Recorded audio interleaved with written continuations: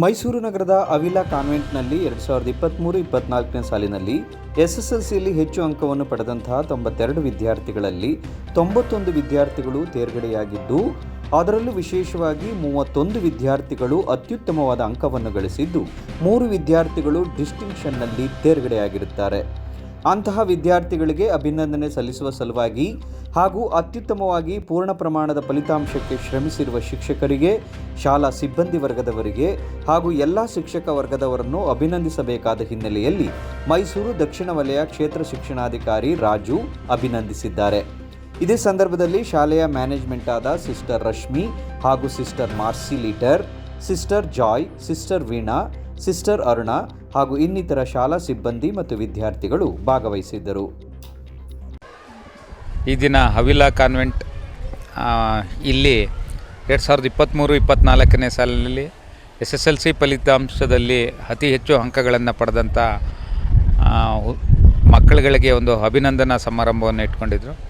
ಕಳೆದ ವರ್ಷ 92 ಮಕ್ಕಳು ಈ ಶಾಲೆಯಲ್ಲಿ ಪರೀಕ್ಷೆಗೆ ಹಾಜರಾಗಿ 91 ಮಕ್ಕಳು ಪಾಸಾಗಿರೋವಂಥದ್ದು ತುಂಬ ಉತ್ತಮವಾದಂಥ ಅಂಶ.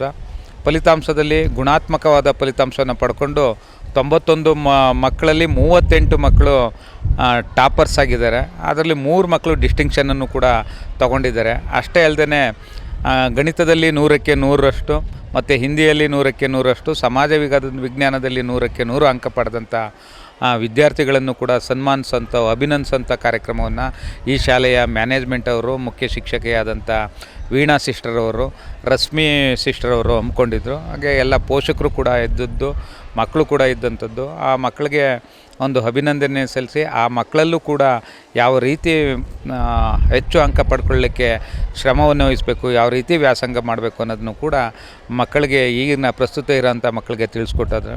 ಒಟ್ಟಾರೆ ಪ್ರಸ್ತುತ ಫಲಿತಾಂಶದ ಉತ್ತಮದಲ್ಲಿ ಈ ಶಾಲೆ ಮುಂಚೂಣಿಯಲ್ಲಿರುವಂಥದ್ದು ತುಂಬ ಶ್ಲಾಘನೀಯವಾದಂಥ ವಿಚಾರ. ಹಾಗಾಗಿ ಎಲ್ಲ ಶಿಕ್ಷಕರುಗಳಿಗೂ, ವಿದ್ಯಾರ್ಥಿಗಳಿಗೂ, ಹಾಜರಿರುವಂಥ ಪೋಷಕರಿಗೂ ಕೂಡ ನಾನು ಹೃದಯಪೂರ್ವಕವಾದಂಥ ಅಭಿನಂದನೆ ಸಲ್ಲಿಸ್ತಾ ಇದ್ದೆ. ಇಲ್ಲ, ಮುಂದಿನ ಶೈಕ್ಷಣಿಕ ವರ್ಷದಲ್ಲಿ ಈ ಶಾಲೆಯಲ್ಲಿ ಇನ್ನೂ ಹೆಚ್ಚು ಮಕ್ಕಳು, ಎಲ್ಲ ಮಕ್ಕಳು ಕೂಡ ಡಿಸ್ಟಿಂಕ್ಷನ್ ತಗೊಳ್ಳೋಕ್ಕೆ, ಕ್ವಾಲಿಟಿ ರಿಸಲ್ಟನ್ನು ಪಡ್ಕೊಳ್ಳೋಕ್ಕೆ, ಗುಣಾತ್ಮಕ ಫಲಿತಾಂಶವನ್ನು ಹೆಚ್ಚು ಪಡಿಸ್ಕೊಳ್ಳೋಕ್ಕೆ ಶ್ರಮವನ್ನು ವಹಿಸ್ತಾ ಇದ್ದಾರೆ. ಹಾಗೆ ಅತಿ ಹೆಚ್ಚು 625ಕ್ಕೆ 625 ಅಂಕವನ್ನು ಪಡೆಯೋಂಥ ನಿಟ್ಟಿನಲ್ಲಿ ಮಕ್ಕಳಿಗೆ ಈಗಲಿಂದಲೂ ಕೂಡ ಅವರು ಹೆಚ್ಚು ಕೋಚಿಂಗನ್ನು ಕೊಡ್ತಾ ಇರೋಂಥದ್ದು ಕಂಡು ಬಂದಿದೆ. ಶಿಕ್ಷಕರಿಗೆ ಸಲ್ಲಿಸಬೇಕು. ನಾನು ಅದನ್ನು ಕೂಡ ಹೇಳಿದೆ, ಶಿಕ್ಷಕರಿಗೆ ಯಾಕೆ ಸಲ್ಲಿಸಬೇಕು ಅಂತಂದರೆ, ಇಲ್ಲಿಯ ಪೋಷಕರು ಮಕ್ಕಳನ್ನು ಶಾಲೆಗೆ ಕಳಿಸೋದ್ರಷ್ಟೇ ಸಾಕು ಅನ್ನೋಂಥ ಪೋಷಕರು ಇರೋವಂಥದ್ದು. ಇನ್ನು ಪೂರ್ಣ ಪ್ರಮಾಣವಾಗಿ ಶಿಕ್ಷಕರೇ ಬೆಳಗ್ಗೆ 9 ಗಂಟೆಯಿಂದ ಸಂಜೆ 5:30ವರೆಗೂ ಕೂಡ ಶಿಕ್ಷಕರೇ ಕಲಿಸೋದ್ರಿಂದ ಶಿಕ್ಷಕರಿಗೆ ಪೂರ್ಣವಾಗಿ ಈ ಒಂದು ಫಲಿತಾಂಶದ ಅವ್ರಿಗೆ ಸಲ್ಲಿಸಬೇಕಾಗುತ್ತೆ. ಮುಂದಿನ ದಿನಗಳಲ್ಲಿ ಸರ್ಕಾರಿ ಶಾಲೆಗಳಲ್ಲಿ ಖಂಡಿತ ಸರ್ಕಾರಿ ಶಾಲೆಗಳಲ್ಲೂ ಕೂಡ SSLC ಫಲಿತಾಂಶ ಈ ಬಾರಿಯೂ ಕೂಡ ಉತ್ತಮವಾಗಿ ಬಂದಿದೆ. ಅಲ್ಲೂ ಕೂಡ ಅನೇಕ ರೀತಿಯಾದಂಥ ಕ್ರಿಯಾ ಯೋಜನೆಯನ್ನು ರೂಪಿಸ್ಕೊಂಡು, ಚಟುವಟಿಕೆಗಳನ್ನು ರೂಪಿಸ್ಕೊಂಡು ನಾವು ವಿವಿಧ ರೀತಿಯಲ್ಲಿ ಫಲಿತಾಂಶವನ್ನು ಉತ್ತಮಪಡಿಸಲೇಬೇಕು ಈ ಸತಿ ಮೈಸೂರು ದಕ್ಷಿಣ ವಲಯದಲ್ಲಿ ಅಂತ ಎಲ್ಲ ಮುಖ್ಯ ಶಿಕ್ಷಕರು, ಸಹ ಶಿಕ್ಷಕರು ಒಂದು ಪಣ ತೊಟ್ಟು, ಅದರಂತೆ ಇವತ್ತು ಸುಮಾರು 10-15 ವರ್ಷಗಳ ಹಿಂದೆಲ್ಲೂ ಕೂಡ ಮೈಸೂರು ದಕ್ಷಿಣ ವಲಯದಲ್ಲಿ ಇಷ್ಟು ಫಲಿತಾಂಶವನ್ನು ಕಂಡಿರಲಿಲ್ಲ. ಸೊ ಇವತ್ತು ಜಿಲ್ಲೆಗೆ 3ನೇ ಸ್ಥಾನದಲ್ಲಿರುವಂಥದ್ದು ಒಂದು ಹೆಮ್ಮೆಯ ವಿಷಯ ಆಗಿದೆ. ಅದೆಲ್ಲವೂ ಕೂಡ ನಮ್ಮ ಸಹ ಶಿಕ್ಷಕರು ಮತ್ತು ಮುಖ್ಯ ಶಿಕ್ಷಕರಿಗೆ ಸಲ್ಲಿಸಬೇಕಾಗುತ್ತೆ.